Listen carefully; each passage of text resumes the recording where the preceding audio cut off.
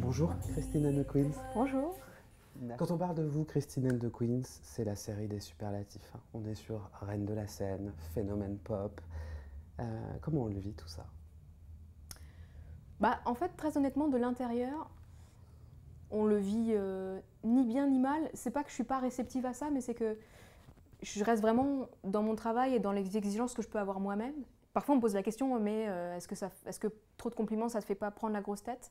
Et très sincèrement, je pense pas, parce que je suis moi-même tout le temps assez angoissée de décevoir les gens et de me décevoir moi. En fait, tout est très mystérieux depuis le début de ce projet. Mais je crois que c'est ça qui est assez joli aussi, c'est parce que toute ma vie, j'ai eu tendance à beaucoup prévoir les choses et planifier les choses et à souhaiter des choses. Mais je m'étais jamais souhaité d'être une chanteuse qui puisse tourner, parce que j'y avais pas pensé une seule seconde. Et très sincèrement. Et quand je me suis mis à chanter et à écrire des chansons, ça a été la chose la moins réfléchie de toute ma vie. C'est-à-dire que ça a été vraiment quelque chose dont j'ai eu besoin à un moment et je ne saurais pas vous dire pourquoi.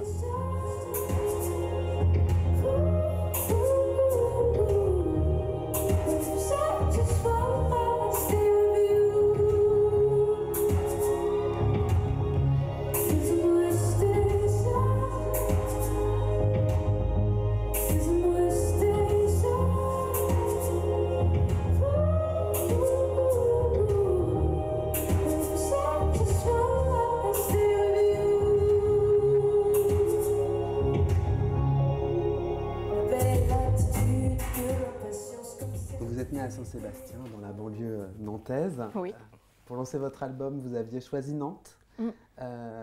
Pour cette première date de tournée, c'est Nantes aussi. On revient aux sources pour les dates importantes. Ouais, je pense pas que ce soit une coïncidence. Je pense que ça fait énormément de bien et symboliquement, c'est toujours assez important et même assez émouvant de revenir à la ville natale. La région nantaise, vous l'avez quittée jeune, vous êtes passé par Paris, Lyon, Londres, où le projet Christine and the Queens est né. Aujourd'hui, Nantes, ça représente quoi? Je vais répondre à un truc très américain, mais Nantes, ça reste la famille. C'est comme Houston avec Beyoncé, si vous voyez ce que je veux dire. C'est la ville natale, c'est la ville où mes parents sont restés, c'est la ville qui est liée à mon enfance, mon adolescence aussi. Donc forcément, c'est pas forcément en termes d'artistique que je me relie à cette ville, c'est en termes vraiment affectifs, quoi. Du coup, c'est pour ça que c'est assez émouvant aussi d'y revenir avec un album, un travail, un projet artistique. Parce que souvent, on est confronté à des gens qui nous ont connus jeunes et avec d'autres peut-être aspirations, quoi. Donc ils nous redécouvrent chanteuses. Est-ce qu'aujourd'hui, à Nantes, dans votre famille, vos proches, on vous regarde différemment? On ne parle plus. Non, je rigole. Ma famille m'a abandonnée. Non, alors en fait, franchement, toute ma famille était un peu au courant que j'allais faire de la scène ou que je voulais en faire. Par contre, je pense que personne ne pensait que ce serait par la musique que ça arriverait, parce que j'étais vraiment très intéressée par le théâtre. Mais ça, par contre, j'ai toujours voulu faire de la scène et du théâtre. Et du coup, mes parents, par exemple, ou les gens qui me connaissent bien, ne sont pas vraiment surpris que je finisse par être sur scène, mais ils sont plutôt surpris de par quoi j'y suis arrivée. Pour que l'orage s'annonce, pour que l'orage s'annonce, oui, insolent espoir de ça, pour que l'orage s'annonce.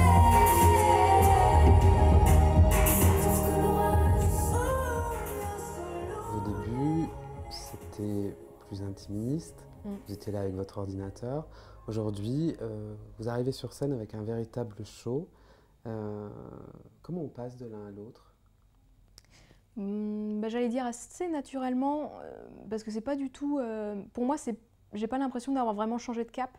J'ai plutôt l'impression d'avoir pu, au fur et à mesure que j'avais plus de moyens, faire ce que je voulais vraiment faire depuis le début. Même si ça m'a beaucoup plu d'être toute seule avec un ordinateur, parce que je trouve qu'il y avait un rapport très démesuré par rapport au public qui est en face et qui se regarde et qui dit mais qui c'est que ça, mais Christine and the Queens, mais où sont les Queens? Et parfois les gens étaient très sceptiques et ça me plaisait beaucoup de jouer sur cette attente un peu déçue aussi et de jouer sur le dialogue, mais j'ai toujours eu en tête des shows à l'américaine. Je m'inspire de metteurs en scène par exemple, modestement, hein, parce que Je suis pas au niveau de Bob Wilson, par exemple. Mais ça m'inspire. J'ai des images visuelles qui me plaisent plus quand je vais voir des pièces de théâtre. Et je pense aussi que c'est peut-être le rapport très charnel. Chaque chanteur est très charnel, mais moi, c'est vrai que bon, je peux juste pas m'empêcher de bouger. D'ailleurs, malheureusement, à mon grand désespoir, les photos de concert le montrent, mais genre, même j'ai des expressions, j'ai des mimiques aussi. Voilà. Je suis très investie, disons-nous, physiquement, ce qui ne donne pas toujours des très bons profils. C'est pas grave en même temps, c'est du live, hein. C'est l'authenticité. Mais mon prénom de quand je suis née une deuxième fois, c'est Christine. On s'en fout, enchaîne, girl. Ok.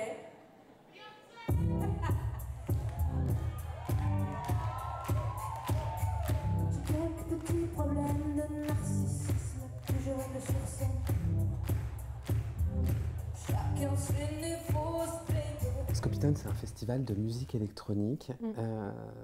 Vous vous retrouvez vraiment dans ce registre-là? C'est un registre qui me parle en tout cas. C'est vrai que je sais pas si maintenant... Je pense que j'ai une connexion quand même assez forte avec la musique électronique parce que j'ai commencé en étant que en composition électronique. Je continue à vraiment écouter de la musique électronique, même si maintenant je mélange avec un peu d'instruments acoustiques et que je fais quand même de la pop musique, donc je suis plus aussi pointue, je pense, que certains groupes qui sont programmés. Je continue d'être très impressionnée par des producteurs de musique électronique et j'en écoute pas mal. Et il y en a un comme Nicolas Jarre, par exemple. Bon, il n'est pas programmé là au Scopitone, mais c'est des références qui me nourrissent, moi, en termes d'idées de production. Ouais.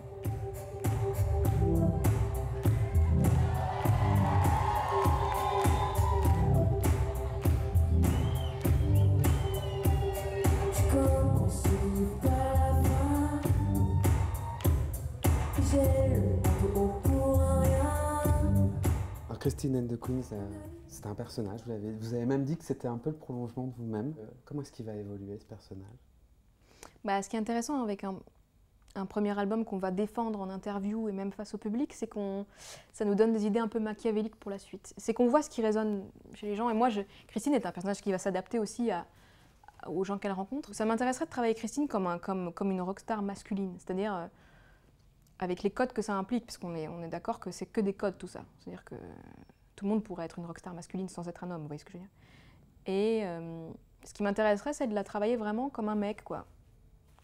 Et de faire un deuxième album où vraiment Christine est un personnage qui désire d'autres femmes, d'autres hommes, et d'être un espèce de personnage très actif comme ça, qui n'est pas forcément à s'occuper de son apparence, ni de se présenter forcément en jeune fille, ou l'emmener vers quelque chose qui brouille un peu plus les codes. Ciel coule sur mes pas le ciel.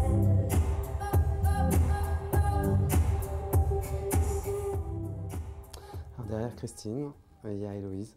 C'est votre vrai prénom. Et dans tout ça, Héloïse, elle s'y retrouve? Oh oui. En fait, Héloïse, moi-même, c'est-à-dire, ça ne m'intéresse pas trop de vivre ma vie. C'est-à-dire, ce qui m'intéresse, c'est de rêver et de m'échapper de moi-même et de me retransformer, de me recréer. Donc, je pense qu'on est pile dans le sujet.